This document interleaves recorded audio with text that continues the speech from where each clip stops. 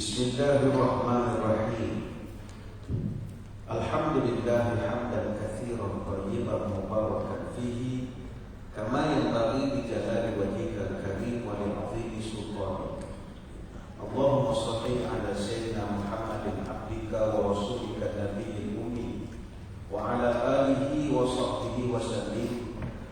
Nawaitu ta'alluma wa ta'lim wa tadhakkura wa tadhkir wa naf'a wal intifa' wal ibadah wal istifadah wal hatha ala tamassuki bi kitabillah wa sunnati rasulih wa du'a ila al-huda wa dalalah ala al-khair ibtigha'a wajhillah wa mardatihi wa qurbihi wa thawabihi lillahi ta'ala. Subhanal malikil quddus, Allahumma inna na'udzu biridhaka min sakhatika wa bimu'afatika min 'uqubatika wa na'udzu bika minka la nuhsi sana'an 'alaika anta kama asnaita 'ala nafsik. Allahumma innaka 'afuwwun tuhibbul 'afwa fa'fu 'anna. Terima kasih yang berusaha saudara pengacara majlis yang berhormat Datuk Zaidi bin Atan, pengurusi dan kuasa perumahan Kerajaan Tempatan Alam Sekitar Gilang. Seterusnya yang saya hormati dua, yang bagi Datuk Zainal bin Haji Abu, Datuk Bandar Majlis Pendaraya Berlaku Sejarah, yang diraihkan dua, yang berusaha Cik Abdul Razak bin Abu, Ketua Majlis Pendaraya Berlaku Sejarah, yang dihormati ahli majlis, yang dihormati dua Tuan Sudaya Haji Muhammad Nasir Kepatri, pengurusi kelas agama dan motivasi majlis Bandaraya Berlaku Sejarah, ketua-ketua jabatan, tuan-tuan guru, para alim ulama, para habaib, seluruh para kuasawan, pengguru Lailatul Qadar, keluarga besar Majlis Bandaraya Berlaku Sejarah, tidak melupakan para pelayar yang menuntut siaran pada pagi ini, tak kira di mana berada, yang menuntut dari utara moga sejahtera, yang menuntut dari timur moga terus makmur, menuntut dari barat moga dapat berkat, yang menuntut dari selatan moga dapat keampunan. Alhamdulillah, salam sejahtera, salam laku maju jaya, rakyat bahagia, menggapai dunia. Hadirin hadirat sekalian, syukur hari ini sampailah kita Ramadan ke-26, dihitung saat mentari terbenam, dapatlah pahala amal pun tertanam agar terlepas dari jahannam. Ramadan ini penuh dengan rahmat, ambillah ia sekuat dapat, supaya kelak menjadi kuat terlepas godaan syaitan yang melaknat. Pagi ini kita berkumpul bersempena ulang tahun ke-19 Bandaraya Berlaku Bersejarah, dan saya merasa terhormat dan tersanjung diundang menyampaikan syahadat pada pagi ini. Saya ingin menyampaikan satu tajuk, andai Ramadan ini kali terakhir buatku. Tajuk ini bagi sesetengah orang agak sensitif. Bagi dia, tajuk ini membawa kepada pengertian yang negatif, tidak memberikan sisi yang positif dan keceriaan. Tidak, tajuk ini sebenarnya mampu untuk meningkatkan kualiti ibadah. Apa sebab? Kerana sememangnya motivasi untuk meningkatkan apa saja kualiti ibadah adalah dengan mengingati mati. Contoh, orang kalau pergi ke Mekah, momen tawaf yang paling khusyuk adalah tawaf wida, sebab dia tak pasti tahun depan dia boleh datang atau tidak, ataupun tak bila-bila lah boleh jejak kaki lagi ke Makkah Al-Mukarramah.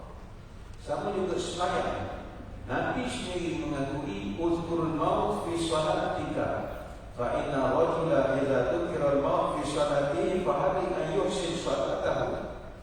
Nabi sebut setiap kali kau sembahyang, ingatlah mati. Kerana jika seorang itu mengingati mati dalam sembahyangnya, maka dia akan memperelokkan sembahyangnya. Wa sholli salata rajulin la yadhunnu annahu yusalli salatan ghairaha. Dan sembahyanglah kamu dengan sangkaan bahawa itulah sembahyang paling last kamu lakukan. Hadis riwayat Bukhari. Maka sama juga Ramadan ini, andai ianya adalah kali terakhir, kita akan buat yang terbaik. Apatah lagi umur manusia ini Allah Ta'ala kurniakan ikut nisbah umur Nabi masing-masing. Macam contoh, kalau kita umat Nabi Adam, maka kalau kita umat Nabi Adam, umur kita pun dia kurang Nabi Adam juga. Berapa umur Nabi Adam? 1000 tahun. Nabi Idris 865 tahun. Nabi Nuh 950 tahun. Nabi Hud 464 tahun. Nabi Ibrahim 200 tahun. Nabi Ismail 137 tahun. Nabi Ishaq 180 tahun. Nabi Yaqub 137 tahun. Nabi Yusuf 110 tahun. Nabi Ayub 93 tahun. Nabi Musa 120 tahun. Nabi Harun 120 tahun. Nabi Daud 100 tahun. Begitulah umur Nabi-Nabi kita dahulu, semuanya ratusan tahun. Yang paling muda di antara Nabi adalah Nabi Isa. Tapi Nabi Isa pun umur 33 tahun masa dia diangkat ke langit. Maknanya umurnya and counting, masih lagi umurnya hidup lagi. Dan maka Nabi yang paling muda adalah Nabi Muhammad SAW. Sebab itu average umur kita, kata Nabi, a'mar ummati ma baina sittin ila sab'ina wa aqalluhum ma yajuzu dzalika. Umur umat aku ni, kata Nabi, average dia adalah antara 60 sampai 70 tahun. Dan amat sedikit yang boleh mencecah lebih daripada itu, tak ramai. Hadis riwayat Imam Tirmizi. Kita tak nafi ada sekarang orang yang cecah super centenarian, ada. Boleh cecah sampai 110 tahun, ada. Dan ada yang ramai juga cecah semi super centenarian, hidup sampai 105 tahun. Tapi tak ramai. Wa aqallu ma yajuzu zalika, terlalu sedikit. Kita di Malaysia pun berapa agak dapat umur 100 pun payah, tak dapat kita. Dan zaman sekarang boleh dikatakan mustahil manusia menjangka umur lebih 155 tahun. Kajian menunjukkan orang paling sihat sekalipun umurnya boleh pergi sampai 125 saja. Mana tuan-tuan yang tak makan nasi, lari pergi gym, basikal, jogging, ride sana, ride sini, tak kena tarik, tak makan roti canai, paling panjang pun umur tuan-tuan 125. Jadi pada tuan-tuan yang tiap-tiap petang buka makan cheese lele, tak sampai lah 50 meninggal lah tu. 50 matilah hari-hari cheese lele. Vaksin tak nak cheese lele, nak lah yang beli kita manusia. Itu kan lagi terukut. Sebab itu di Malaysia, life expectancy di Malaysia ini, lelaki nisbah umur 73.2 tahun. Orang perempuan nisbah umur 77.6 tahun. Maknanya total life expectancy di Malaysia ini 75.3 tahun. Dalam dunia kita duduk ranking 71 dalam world life expectancy. Kita tak tinggi, hari-hari makan tabak cheese lele tak dapat lebih. Makan kita banyak sikit. Perut kambing tu beratur ke sebelah macam mana? Memang payah sikit, panjang. Dia yang kajian life expectancy di Malaysia ni 73 hingga 77 tahun, dia kira umur normal. Ada orang cecah umur 80 tapi hidup tak macam orang, bedridden, sakit. Ni yang 70 atau 77 ni umur boleh bergaduh. Mana kata pilih boleh bergaduh lagi lah, umur sihat lagi. Macam tuan-tuan lah boleh bergaduh. Tapi kalau ada setengah orang dah 84, banyak balik, makan orang suap, makan banyak, badan kecil, saka lah, bermasak. Tak badan. Umur lambung ke 3 mangkuk, ada something. Tuan-tuan buka atap lah. Tak buka atap, buka pada orang tertentu. Bukan pada semua orang boleh buka atap tu, ada orang tertentu. Ada cara bukanya tu. Siapa ada atuk orang umur lah, tua kan, makan. Dia lah cek Dia 73.2 tahun sampai 77.6 tahun. Tapi jangan kita ingat kita muda-muda ni, oh lambat lagi Ustaz, kalau 77 saya baru 40-an contohnya. Tak. Orang muda meninggal pun makin ramai sekarang. Sebab mati ni benda misteri. Tak ada seorang pun tahu bila mati. Walaupun kita seorang yang pakar dalam buat analisis, tuan-tuan bekas pelajar, buat master PhD, pandai buat ujuran dalam statistik, teori itu, teori ini. Tapi kata orang tua ada 5 perkara kau tak boleh rancang. Walaupun kau duduk di jabatan perancang sekalipun, kau tak boleh rancang benda itu. Apakah benda itu? Kata orang Jawa, siji pasti, lorong jodoh, telu wahyu, 4 kodrat, 5 pandang. 5 ni kau takkan boleh rancang. Pertama mati. Mati kat mana, mati macam mana, tak boleh nak plan. Ada orang tak plan mati tu, tapi dapat husnul khatimah. Contoh dulu ada jemaah haji Malaysia bersedia pergi haji, masuk Masjidil Haram, tengah iktikaf, kering jatuh. Bayangkan dia mati di Masjidil Haram, musim haji, ditimpa kering. Mati ditimpa ni husnul khatimah. Tuan-tuan, kalau ada saudara mara mati ditimpa suatu pokok ke, buah kelapa, asal ditimpa, itu husnul khatimah, mati baik. Dia dapat mati timpa di kering dalam Masjidil Haram musim haji. Oh, ini memang kalau main jackpot tu semua ting untung betul. Tapi berapa orang boleh dapat? Saya ingat ini pun dia tak sangka lah tak boleh dapat. Lepas kejadian tu, jemaah kita setiap kali masuk Masjidil Haram semua cari kering. Bantu yang nak naik layak, ada dah buat lah, cari kontraktor baru, dia tukar masa tu Habis Bin Laden tu tukar habis kontrak. Sebab ada berlaku kematian. Jadi tak boleh nak jaga, mati tak boleh jaga. Yang kedua, jodoh. Jodoh tak ada orang boleh jaga. Ada satu orang artis nama Cik Tak, Puan Rosita. Cik Tak ni tua pada saya ni. Cik Tak kan suami ni muda. Apa nama tak ingat suami ni. Suami ni muda. Dia cerita ni, saya ikut daripada cakap dia. Dia kata jodoh ni tak ada orang boleh sangka. Dia ni orang besar. Dia pernah dapat ratu cantik apa lah lepas SPM dulu. Dia kata masa dia form 5, suami dia tu baru dah jumpa. Jadi tuan-tuan puan-puan balik kerja atau tengah hari balik, nampak budak sekolah buat tu, jangan tak sangka ni kita jodoh kita pun tak tahu. Yang budak dah jumpa dia 3 walaupun kita dah 40-an, 50-an, tak boleh jaga, tak boleh baca.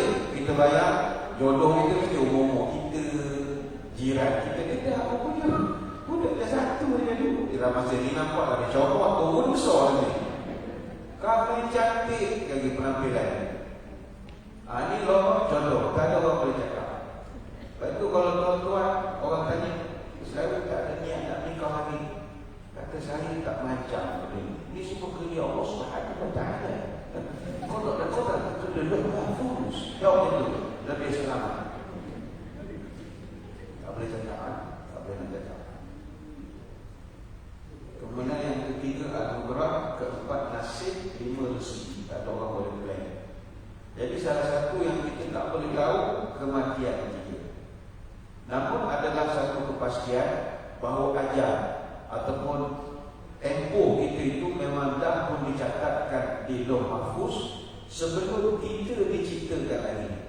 Dan tempoh mati kita itu yang kita panggil ajal, dia tak boleh nak ke depan dan dia tak boleh nak ke belakang. Walikulli ummatin ajal fa idza jaa ajaluhum la yastakhiruna sa'atan wa la yastaqdimun. Tiap-tiap manusia ni dia ada ajal dia. Kalau ajal dia dah sampai, dia tidak boleh lambatkan sesaat, tak boleh cepatkan pun sesaat. Apa makna lambatkan sesaat? Minta tangguh. Kata mereka, boleh bincang, tolong bagi 5 minit. Kau nak buat apa? Adalah nak didik lampu muda air berapa yang patut-patut sebelum mati. Tak boleh. Mati cik, masih ini. Dan tak boleh diawalkan. Contoh tentang tarik nyawa. Kan tarik nyawa ni sakit. Umpama kambing yang disiap kulit hidup-hidup. Cabut buku hidup-hidup berkakit tu lah, yang cabut nyawa, yang tak pernah berpisahkan kita daripada lahir. Jadi ditarik daripada kaki, bila sakit kita pun beritahu mereka, bang, boleh cepat-cepat sikit, sakit, kau tarik terhegi-hegi, kau terus sak pun tak boleh, dia cepat, tak boleh lepas, tak boleh.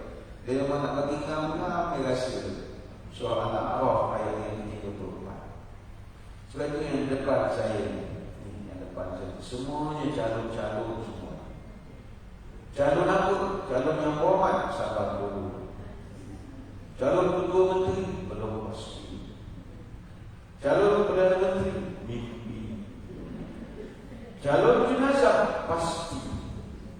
Calon-calon jenazah semua yang bakal dia Allah yang hamkan dan Allah yang amankan. Yang depan, yang sini lambat sikit. Dia belah sini dia ada border ni, berada lambat sikit. Yang ini cepat.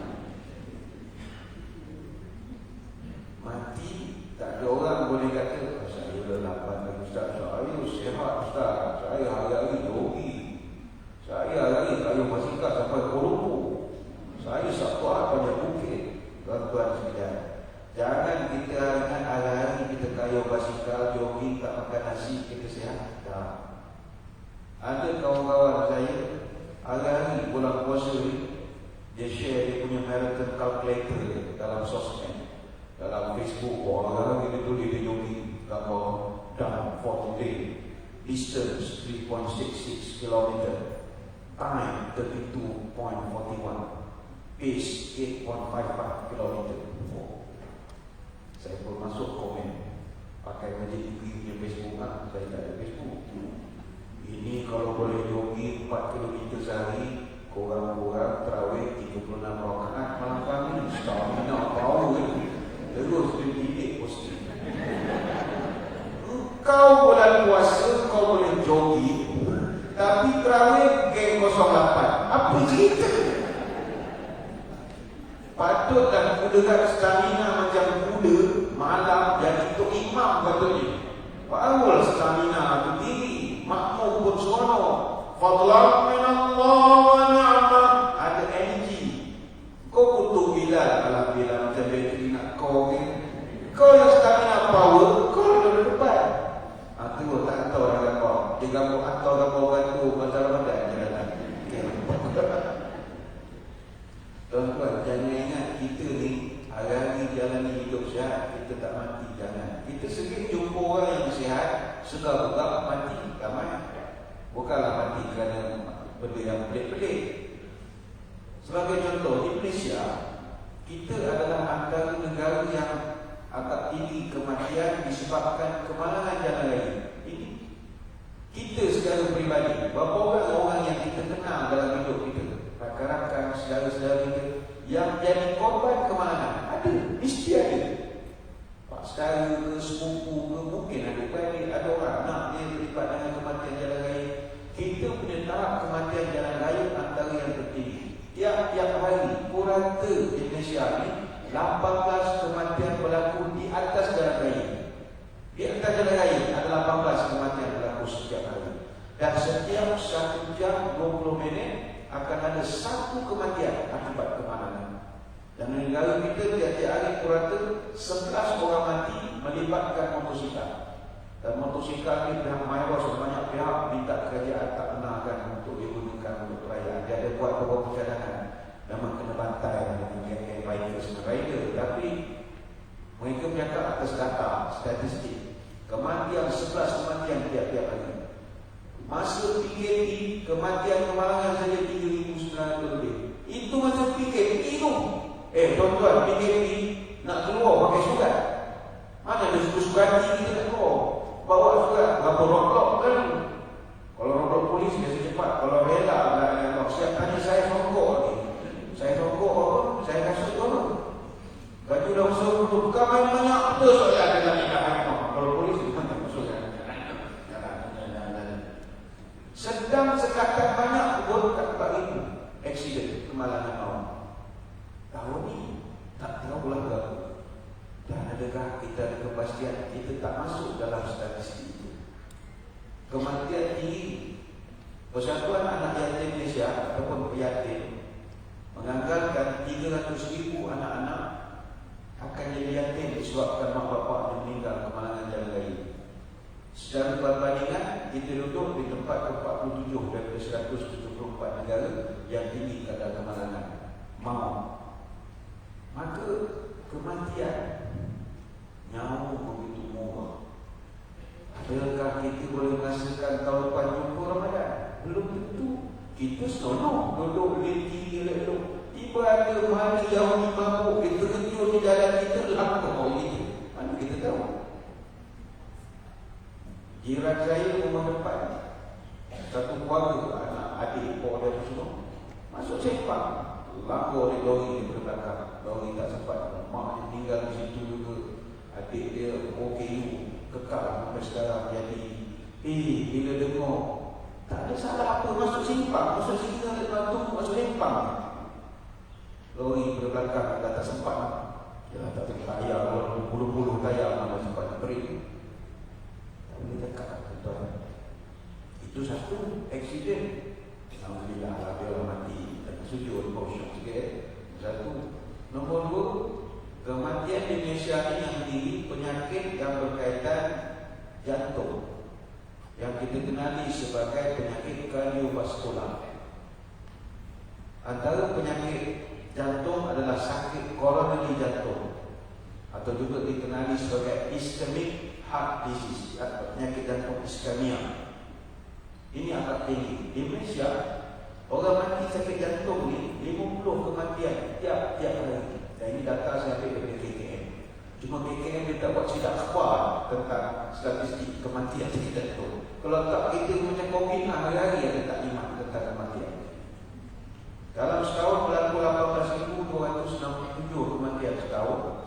12,510 orang adalah laki-laki, 5,757 adalah perempuan, 11,350 adalah Melayu, 4,243 adalah Cina, 2,240 adalah orang India dan 434 bangsa lain. Apa sebab 11,350 orang Melayu? Cheese lele, montabak stilo, apa lagi? Air boba, apa lagi? Asyik kanan ala rekam. Tak apalah, itu memang dia dah buat hidup. Dia mana nak mati cepat. Dia kata hingga hidup yang tak apa. Yang kita kesian, orang yang aktif sukan mati jantung. Oh itu adalah. Dan mereka ni pula terlibat dengan competitive sport. Bukan sport macam kita main mandi-mandi suka pakai sebuah track lebih, bukan. Ni orang suka betul mati sakit jantung. Bayangkanlah tuan, pemain bola sepak profesional sejak tahun 1889, seramai 129 orang pemain bola sepak seluruh dunia meninggal masa perlawanan. Padahal dia nak masuk satu-satu game, dia orang melalui proses pemilihan, kecerdasannya, dia ada cek-cek dulu. Bukan yang macam kita main 7 sebelah, main dia menentang apa jadi-jadikan.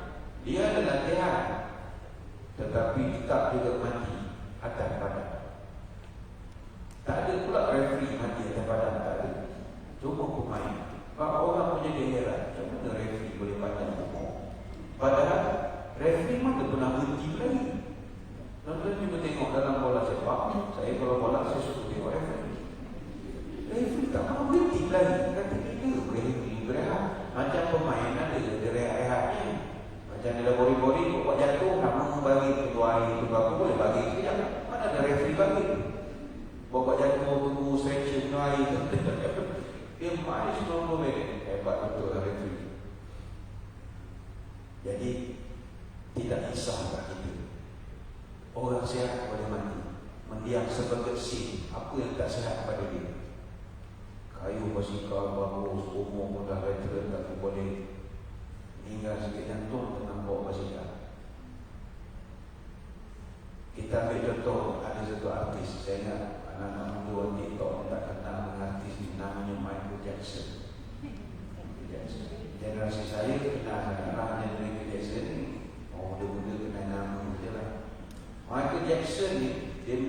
terkejut tahun 2009, 25 Jun tahun 2009. Walhal Michael Jackson ni, dia adalah orang yang sangat ikut SOP. Tuan-tuan, kita baru sekarang pakai mask. Michael Jackson dulu pakai mask. Setakat yang kita kenal dia pakai mask. Dia tak nak menampak dengan benda-benda tak elok. Kita baru nak belajar sanitize tangan, dia pakai sarung tangan hari-hari. Dan dia tak bersawat dengan orang. Koman, kata dia, koman. Dan dia tidur bukan atas katil, bukan dalam bilik. Dia tidur dalam pressurized oxygen chamber. Ada satu buat macam keranda cermin, dalam tu ada oksigen. Udara mahal, bersih bayar. Dia nak menampak udara bersih. Bukan macam kita tidur dalam kereta, aircon lah. Pada aircon tu ambil apa, boleh orang pergi cuci masuk kereta. Tidur tak ada aircon. Dia tidur dalam oksigen. Tak pakai air macam kita. Dia mandi pakai air Perrier, sparkling water. Duit banyak, mandi pakai Perrier. Tapi berapa umur dia ketika meninggal? 50 tahun. Dia dengan doktor dia rancang nak hidup sampai 150 tahun. Tuhan tak izin. Bagi 50, 100 tak ada. Tak boleh dapat 50. Itu tahap kalau jalan main bola ikut. Ini Tuan Sultan penuh punya level, dia main bola ikut. Dia main bola ikut dia. When you got to go, you got to go. Kalau kau sampai masa mati, kau akan mati. Walaupun kau seorang yang sangat ambil perhatian tentang kesihatan. Itu juga ramai selebriti yang sihat. Kofi Gao, umur 35, meninggal muda, sudden cardiac death. Dia ni pengacara rancangan Jasmine macam American Ninja. Dia pengacara, badan fit, sehat, betul-betul perut dia lah 6 biji OT. Kita OT keping lah dia banyak betul. Mati. Sebab itu saya mencadangkan, kalau boleh majlis mendaraya ke pihak-pihak tertentu ke, kita dah kena faham kifayah mendidik rakyat kita ada kemahiran dalam CPR, cardiopulmonary resuscitation, CPR yang tekan dada. Dah sampai masa lah tuan-tuan, kita kena belajar. Benda ni dah jadi fardu kifayah. Kalau kita dapat hidupkan nyawa orang, kosong fardu kita. Bukanlah kita nak jadi daya sangat. Niat belajar tu nak selamatkan saudara mara kita je. Yang hari-hari makan nasi kita meninggal ni, macam mana ni? Buatnya meninggal, tengah tengok TV, tak boleh nampak. Habis aku, COVID ni, overdose. Yang bab nak masuk mulut tu yang saya lemah sikit tu, yang saya tekan, saya okey lagi. Kena tengok misai sampai bibir ni, dengan bibir lepas, budak garap semua. Itu nak ada skill dia. Sebab nak tekan pun ada cara letak tangan dia juga. Kalau salah tekan, patah dada orang tu meninggal. Patutnya sakit jantung jadi patah buat dada. Saya ingat kita kena belajar lah. Sebab kita dikelilingi orang yang memang tak apa-apa nak sihat. Itu adik-adik kita, pak saudara, mak ayah kita kadang-kadang. Saya ingat kena belajar lah tuan-tuan. Bolehlah macam dari buat kursus ladak, panggil latihan dalam perkhidmatan, panggil PKD ke mana ke, ajarlah macam mana. Air tak kerti juga. Tak kerti juga. Menyesal pula masa sekolah tak masuk kelas sajak megawatt, merugi betul. Sekolah masuk pengakam, tahu bakar lah, bakar kayu, nak pokok tahu. Kalau tahu betul ambil PBSM, bagus boleh belajar. Tapi tak apa, sekarang ni ada pula satu alat baru. Ada satu alat AED. AED ni Automated External Defibrillator, AED. Kalau di Singapura, semua masjid-masjid dia ada alat AED. Dia memang letak dalam masjid. Yang mana alat ni, kalau ada lah jemaah melumpuh nak mati lah, dia keluarkan on, hidup ni. Contoh itulah. Dia macam cerita Mr. Bean kan. Tapi ni yang mobile ni, AE. Kalau dapat disponsorkan, ini pun bagus. Saya ingat rumah pun dah kena ada lebih. Takkan lain-lain makan lemak banyak nak jalan. Mana yang tak boleh kenapa habis. Keluar habis lemak. Ini saya ingat kerja negeri pun boleh sponsor lah. Saya ingat letak di masjid, letak macam kita di Malaysia. Di KL, saya ingat kat airport dia ada letak AED yang banyak. Masjid perlu letak lagi. Sebab macam saya masjid negeri, itu kita sedih nak letak. Sebab benda ni orang tak ramai pakai. Memang mahal sikit lah. Bracket dia pun dah mahal, belum alat dia lagi. Ada dalam Shopee, dia dah kocak ayam tu, keluar lagu ke apa, keluar lagu. China ni tak tahu orang ni. Bangunan kita boleh letak satu sini, dia ada gambar hati tu kan, tu pun bagus juga. Jadi balik kepada tadi, kita kematian di Malaysia nyawa murah. Kalau tak mati kena accident, mati sakit jantung. Maka sekali lagi, adakah kita boleh confident jumpa Ramadan tahun lepas? Belum tentu. Sebab kita sehari dua ni nak melakukan pergerakan. Pergerakan itu memandu. Kita okey, orang KO ramai. Lepas tu kita pula banyak makan, banyak minum dan sebagainya lagi. Takut adalah sumbat saluran darah, meninggal kita kena Alhamdulillah. Dan tu marilah hadirin-hadirat sekalian. Jadi kalau Ramadan tahun ini sebagai kita anggap adalah Ramadan yang terakhir yang kita nak buat. Baik, soalnya sekarang, apa perlu saya buat Ustaz? Kalau saya dah rasakan ini Ramadan terakhir. Baik, kalau kita dah rasakan betul-betul Ramadan inilah Ramadan terakhir, kita ada saki-baki beberapa hari lagi nak berpisah dengan Ramadan. Jadi kalau Ramadan ini dengan kita hiasi melalui ibadat. Ibadat yang bernilai pertama keampunan. Sebab itu Nabi SAW kata sahabat dia naik tangga. Ibu dia dengar Nabi sebut Amin. Sahabat Nabi sebut Amin, doa tak dengar. Habis itu orang tanya, ya Rasul, kenapa naik tangga sebut Amin? Kata Nabi, tadi masa aku naik, Jibril datang, dia doa Syakia Abdan. Kata Jibril, celakalah. Itu ayat Jibril tu, celakalah orang yang telah menempuh Ramadan tapi tak dapat keampunan daripada Allah. Celaka, Jibril kata. Dan Nabi jawab, Amin. Artinya kita muhasabah pada pagi ini. Kita dah ada 26 Ramadan. Malam ni Lailatul Qadar 27. Adakah sepanjang 26 hari yang kita lalui Ramadan, kita dah dapat keampunan itu? Kalau belum, Jibril gelarkan kita celaka ini orang. Kalau bahasa kita kan celaka kau, disumpah ini. Baik itu mari kita tanya.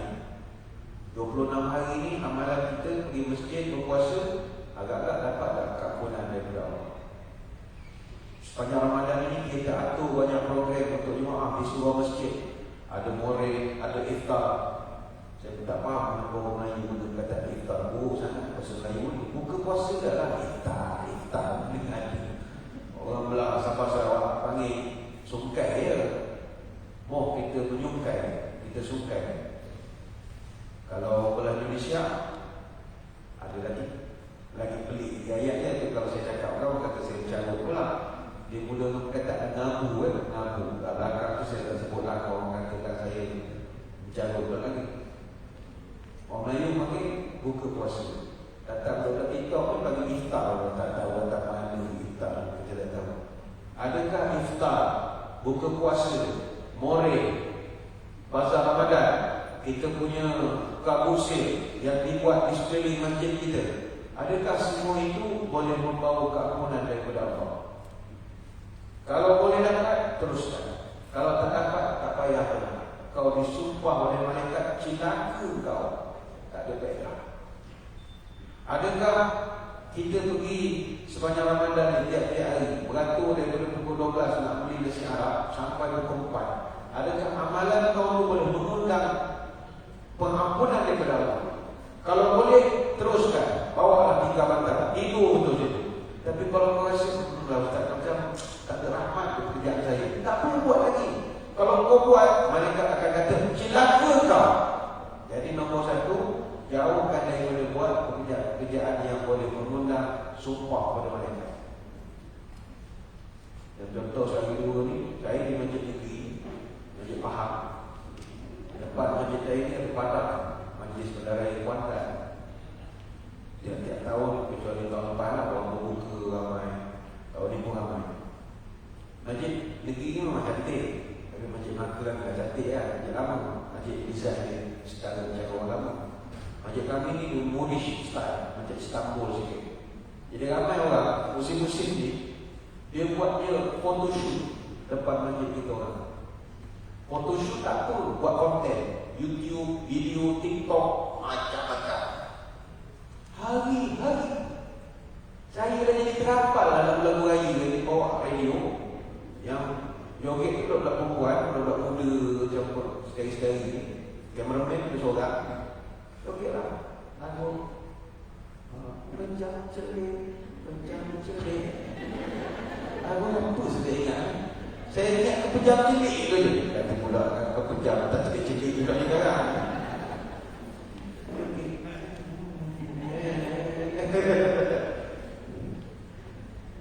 Lepas tu yang paling banyak konten orang buat konten dalam masjid lah. Saya tak tahu apa kaedah orang buat. Ada security kita tanya. Sebab dia tak masuk premis masjid, cuma pekarangan. Kita beritahu kau tak payah galak sangat dan tak arah nanti masjid. Security tanya, ini untuk apa dekat video ni? Oh, kita orang department ni kena buat konten untuk nak masuk ke dalam. Tak apa-apalah bos masing-masing suruh.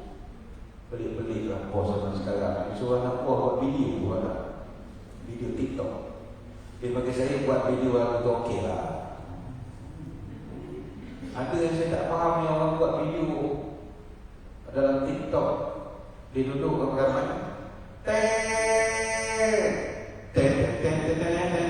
Itu saya tak faham.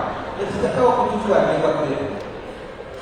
Banyak pula jabatan buat. Saya cari ikut Majlis Pendarai Melaka buat dia terlibat. Saya cari tak ada.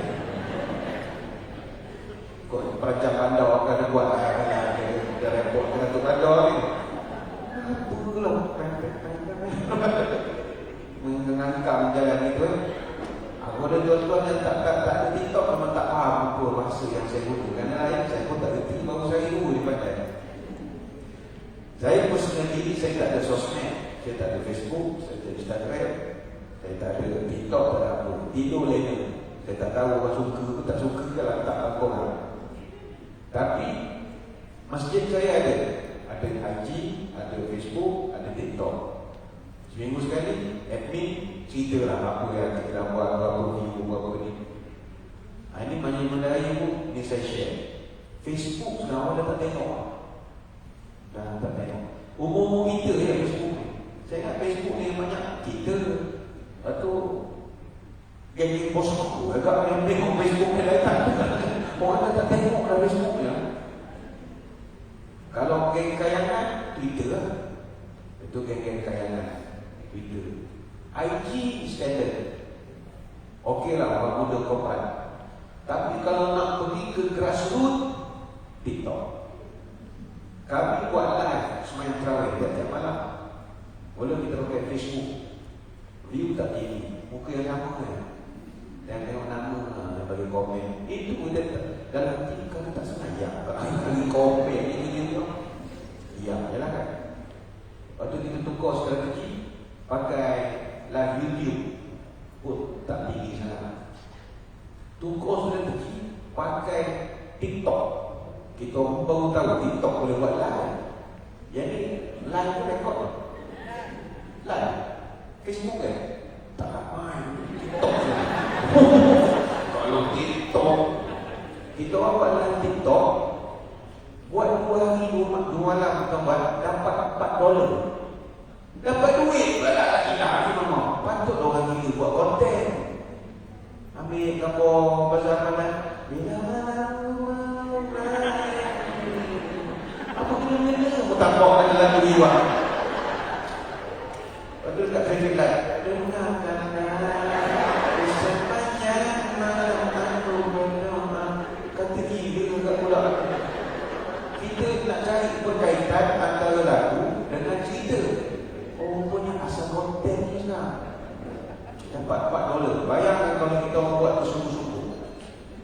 Baik tu tuan-tuan, dan sampai masa kita kena ada TikTok juga. Terpasti bodoh juga. Bukan nak ke $4 itu, audience sangat luas. View 3,000, 2,000. Wah, kita kata ini penangan generasi TikTok ni.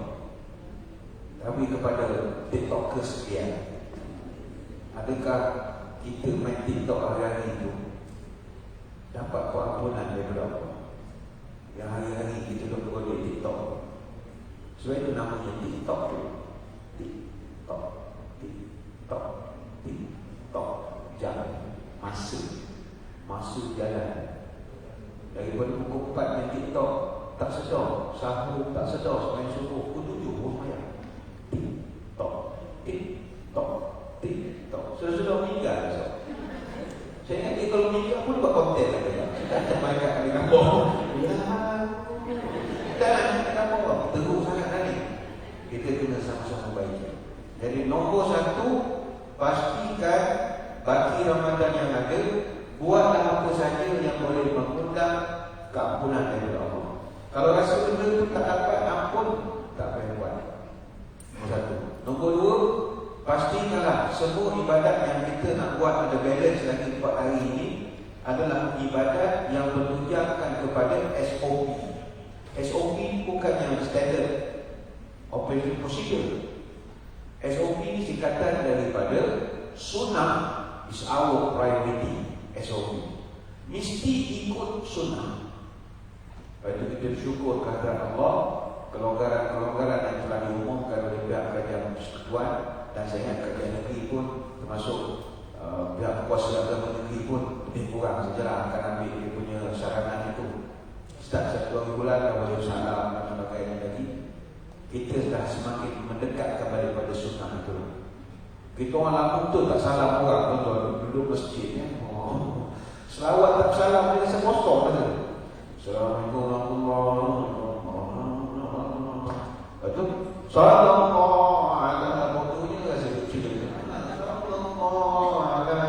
Dulu kan syok lepas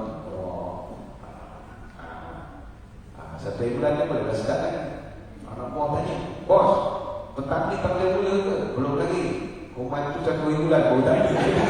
Tunggu juga lah 1 bulan. Saya kata dia yang uyu lah. Kita tunggu je lah 1 bulan. Nanti kau hari ni kena, kau tak teraya tu. Kau duduk rumah masih jatuh kau merah. Jatuh pun tak ada lah. Tak peduli kawan aku lah.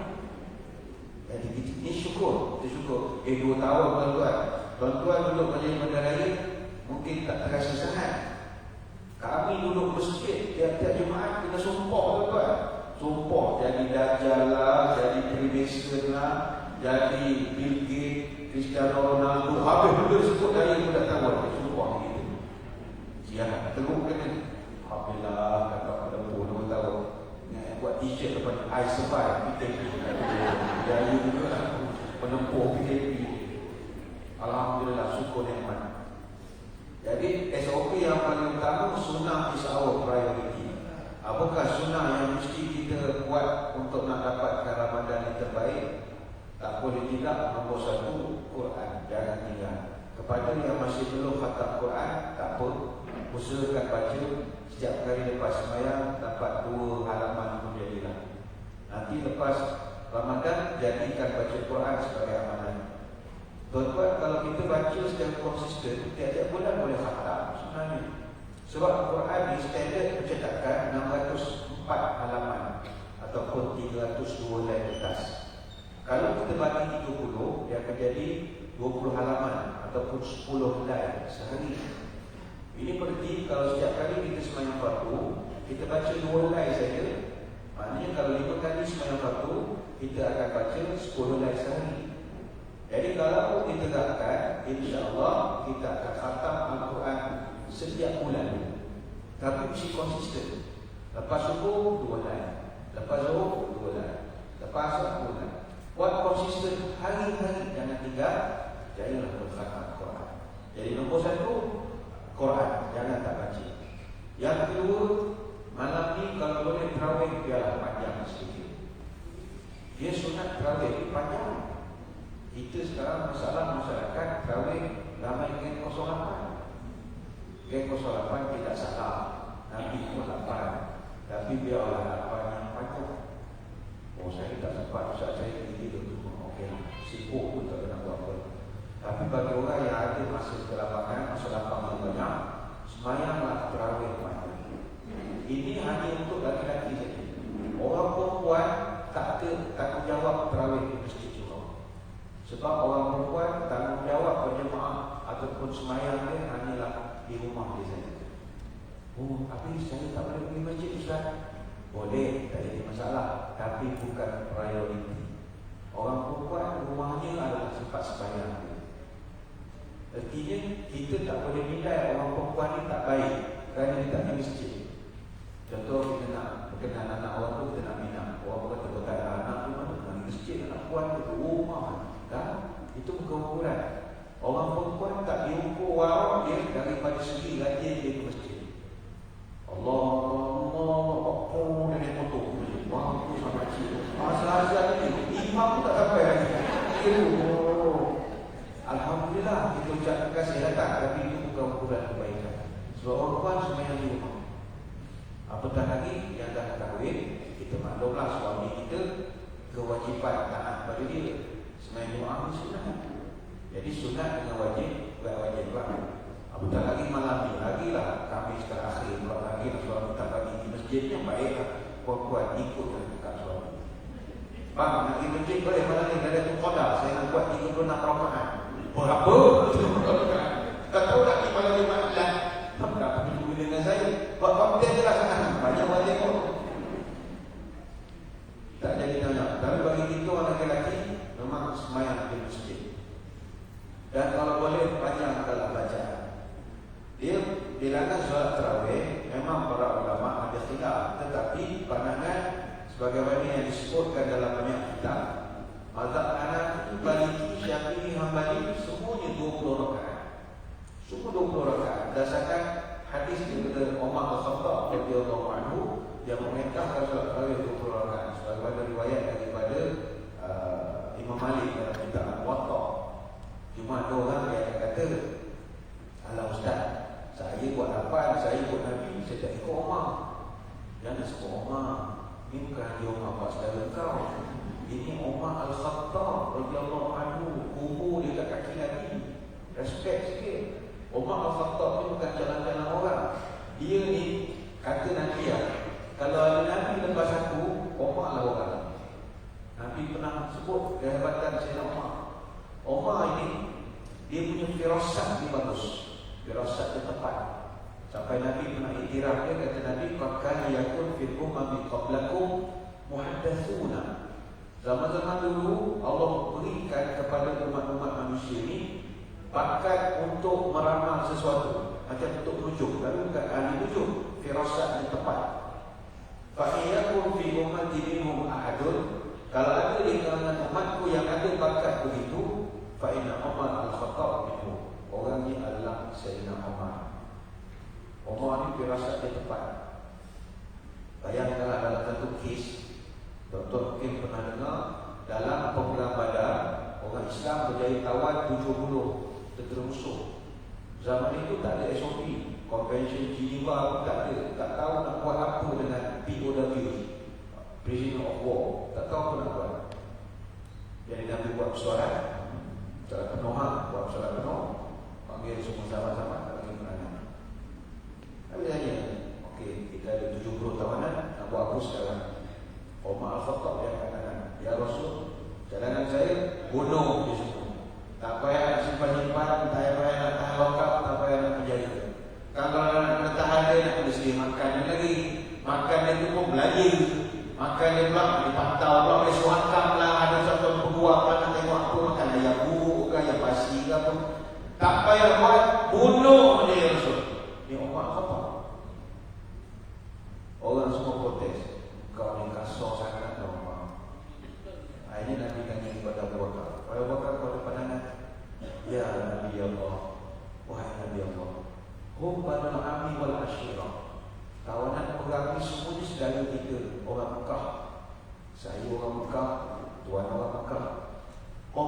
orang Mekah.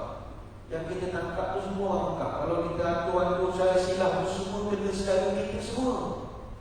Jadi cadangan saya, arahan ta'khudha minhu fidyah. Saya cadangkan kita kenakan denda setelah ya Rasulullah. Fatakuna lana quwwatan 'alal kufar. Perolehan daripada benda itu boleh kita buat perbelanjaan, boleh guna beli aset baru dan trip baru untuk menghadapi musuh akan datang. Dan yang lebih jauh, fa'asa ayyahdiyahu lil Islam. Mudah-mudahan kita buat baik pula kepada dia orang, hati dia tertarik pula kepada Islam. Ini cadangan Abu Bakar. Kalau tuan-tuan duduk dalam meeting tu, tuan-tuan sokong apa? Abu Bakar atau Umar? Majoriti orang akan sokong pendapat Abu Bakar. Maknanya kita tak terlalu keras, dapat perolehan ada duit tu nanti kita guna pula untuk pembangunan. Ini bagus. Dan yang paling seronok, nanti orang tu suka pada Islam. Jadi semua dalam suara setuju dengan pandangan Abu Bakar. Nabi pun setuju. Lulus. Tiba-tiba turun firman Allah. Surah Al-Anfal ayat ke-67. Maka nabi-nabiyin ayakuna lahu asra hatta yufkhina fil ardi.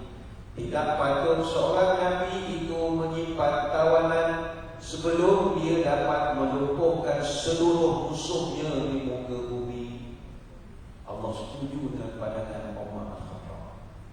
Lantas Nabi SAW pun dia merasa sedikit bersalah dan bertobat kepada Allah. Dia Nabi kita ni ada 4 momen dia pernah tersilap membuat keputusan. Dia tak dosa, hanyalah bad decision saja. Nabi maksud tak buat dosa, cuma bad decision. Salah satunya adalah peristiwa dia buat keputusan untuk memenjarakan tawanan orang. Banyak lagi ada 3 peristiwa lain, dia lain tahu nak kita cerita. Salah satunya yang Abasa wa Tawalla tu, yang dia tengah close deal dengan orang kafir Quraisy. Ibu datang kepada Allah memang tu masih tu pula mengaji. Lepas cikro kau yang orang semua orang muka Nabi tarik muka saya. Abasa wa Tawalla itu atau contoh ayat. Itu contoh saja. Jadi balik kepada Umar Al-Khattab, ini bukan jalan-jalan orang. Sebab itu marilah kita malam ini, petang lagi malam ke-27, beritahulah pada anak isteri kita, jom kita pergi masjid malam ini, sembahyang tarawih.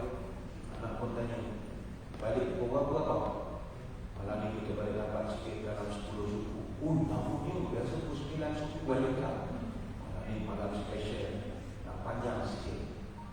Tuan-tuan, bagi kita yang tak biasa sembahyang lama, memang balik sembahyang pukul 10 ni malam lambat. Tapi saya kagum dengan warga pondok pesantren Al-Fatah di Desa Temboro di Kecamatan Karas, Kabupaten Magetan di Jawa Timur. Dia orang sembahyang tarawih 23 rakaat 8 jam. Bayangkanlah 23 rakaat 8 jam. Dia orang tarawih start pukul 7 malam Isya, habis sembahyang pukul 3 pagi. Kita pergi masjid sembahyang tarawih balik 9.20, rasa masuk surga sangat tak? Buat masuk surga tak ni. Kalau mati syahid tak boleh. Itu baru buat balik 9.20. Kalau balik pukul 3 pagi, saya ingat akan sendiri malaikat kita ni. Kenapa dia orang sembahyang begitu banyak? Tiap-tiap malam pelajar-pelajar pondok ini khatam 30 juz tiap-tiap malam. Dia surau pondok ni dia tak open public, dia tertutup. Jadi yang datang sembahyang itu adalah orang-orang yang memang the creamiest among the creamy. Dia nak repeat balik hafalan. Dia kalau orang cinta Quran, dia enjoy the process. This one proses. Orang yang tak cinta Quran, imam baca Duha selama Duha biasa saja. Kalau buat Duha selama memang ada satu saya. Buat Duha pendek sangat. Sabi semua tu mudah kafar kan. Jadi kalau tuan-tuan imam baca panjang sikit, tak panjang pada imam ni. Tuan-tuan ni tak ada saka, pergi cari untuk ketuk kain-kain hitam sikit baru keluar. Tak sepatutnya itu pendek ayat tu. Orang pondok boleh 30 juzuk satu malam. Tapi lah Jawa Timur ni ada macam-macam. Ada satu pondok pesantren Mambaul Hikam di Mantena, di Udanau kita, juga di Jawa Timur. Yang itu tarawih 23 rakaat 7 minit. Ada juga orang Indonesia suka tu. 23 rakaat sekali ini tak sampai 10 minit. Marvelous betul lah. Dia maknanya satu rakaat orang buat kiraan dia sebanyak 18 saat. Dia punya Fatihah 6 second. Dalam 6 saat apa yang baca punya? Saya tak tahu apa lagi kita yang tahap pemalas dia pun jangan 30 second kot. Bismillahirrahmanirrahim. Alhamdulillah. Ini adalah 20-30 second. Dia baca bawah dia pun 8 saat. Macam kita tak tahu ini orang kita pun tak tahu benda tu bukan sembahyang fardu. Tapi rasa kita tak kena lah. Oh, kalau orang Malaysia suka tu 7 minit 23 rakaat. Laju betul.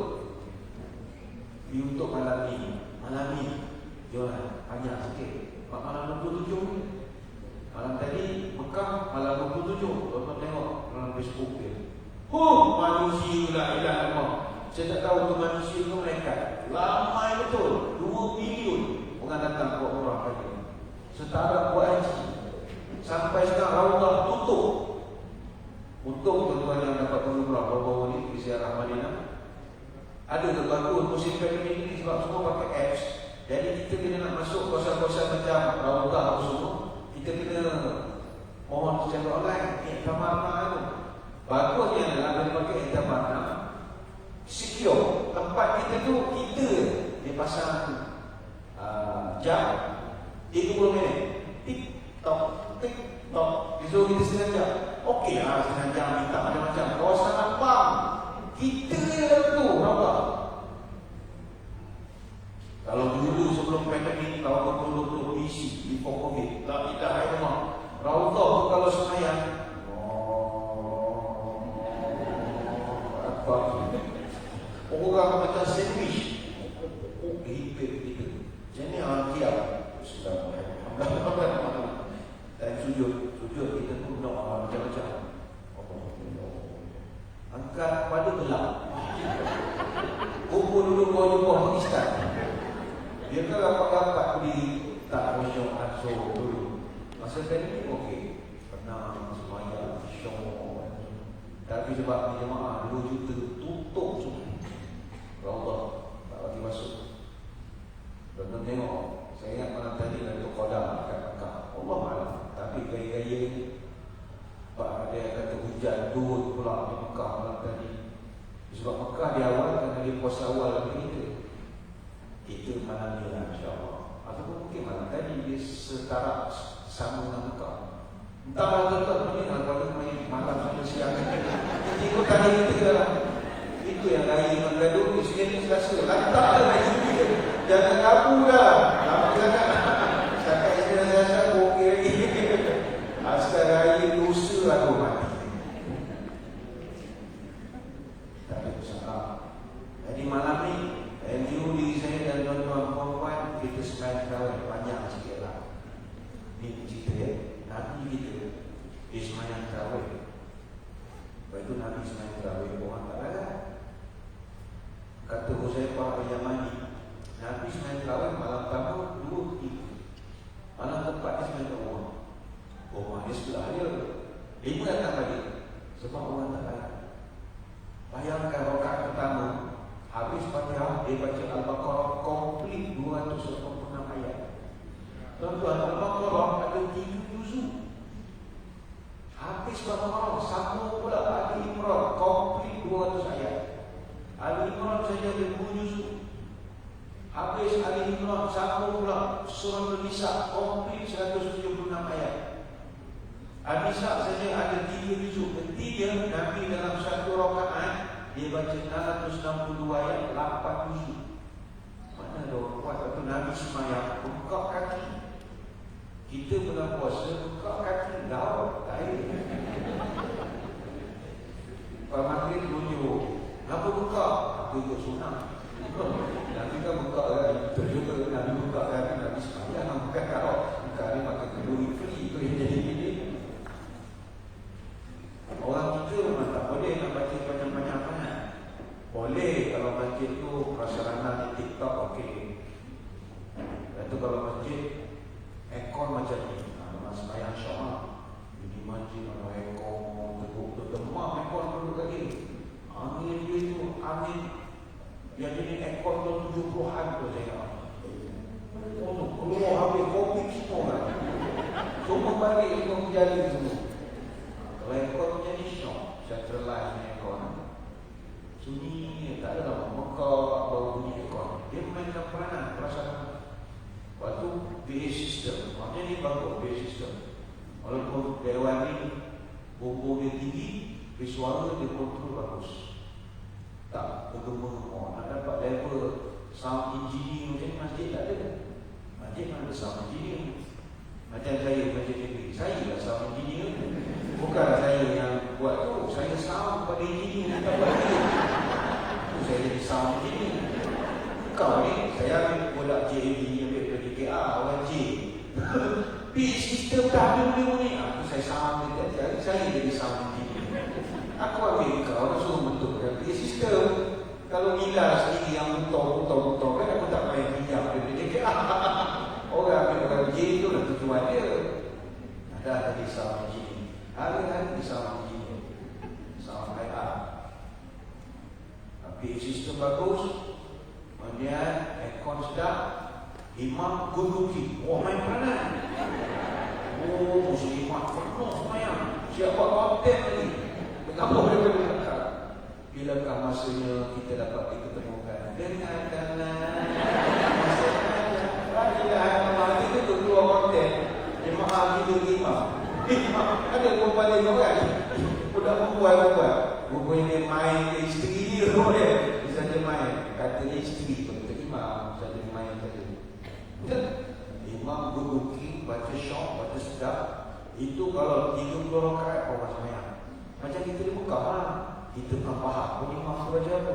Jadi sebab selesa. Lepas tu bacaan sedap, sistem bagus. Lepas tu bawa perhati kita semayang, ingat Tuhan. 20 rakaat tak rasa lah. Boleh insyaAllah. Jadi Nabi memang baca panjang. Itu Umar Al-Khattab fikir, kalau nak ikut cara macam ni, orang akan lari.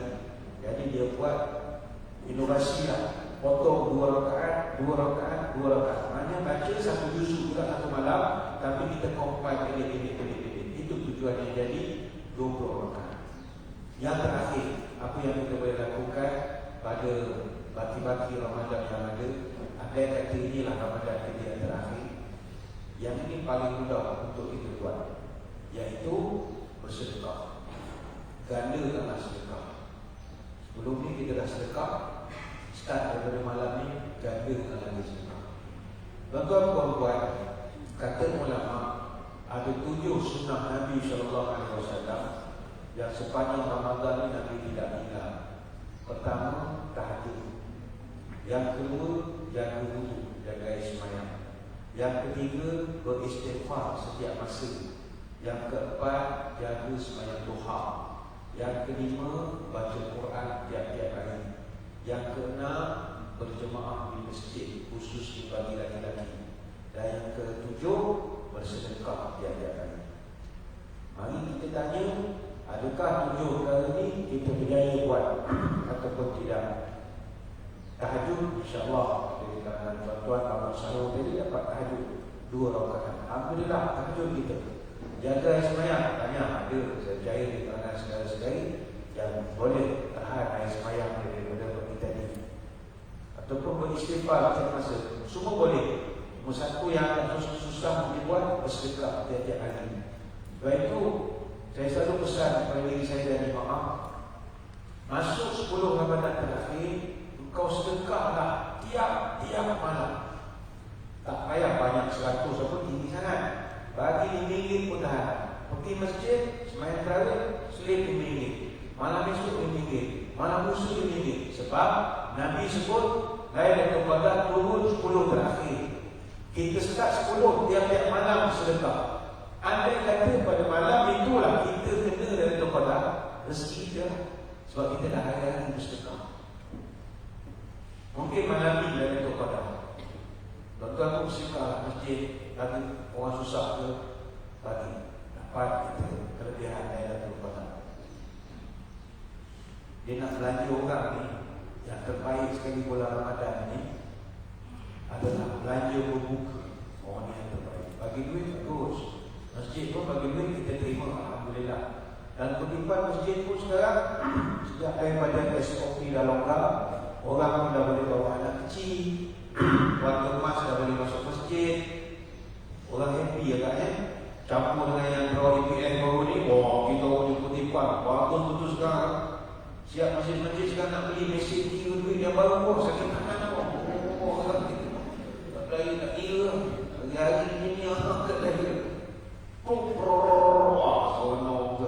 Orang suka. Jadi bukanlah kata tak ada duit tuan-tuan. Dah. Tapi kalau tak bagi pun tak ada masalah. Kita ada untuk bulan Ramadan ni. Kalau tuan-tuan nak bagi orang berbuka. Waktu itu orang memang galak kata. Dalam satu hadis Nabi sebut, orang yang belanja orang berbuka ini, dia akan dapat pahala daripada orang yang berbuka itu. Man fattara sha'iman kana lahu mithli ajrihi ghaira annahu la yanquthu min ajri sha'im syai'an. Siapa yang belanja orang berbuka, orang yang puasa berbuka, dia akan sedut semua pahala orang itu tanpa mengurangkan pahala orang tersebut. Contohnya begini, tuan-tuan belanja satu orang, dia ni pula ahli ibadat. Daripada pagi dia qiyamul-lail, sahur, baca Quran, macam-macam. Kemudian tengah hari pergi masjid, ibadah budak bagus. Tiba maghrib kita belanja dia air boba misalnya. Tilai lah di sebelah, tilai apa lagi? Ayam nando, bagi nando. Dia pun minum air boba. Dia minum saja air yang kita belanja, segala pahala dia dari pagi kita sedut. Macam sibuk sedut. Tanpa mengurangkan kotak dia. Memang untung atas angin betul tuan. Ini memang sakon-menkon betul ni. Memang untung betul. Makan komisionnya belanja orang berbuka.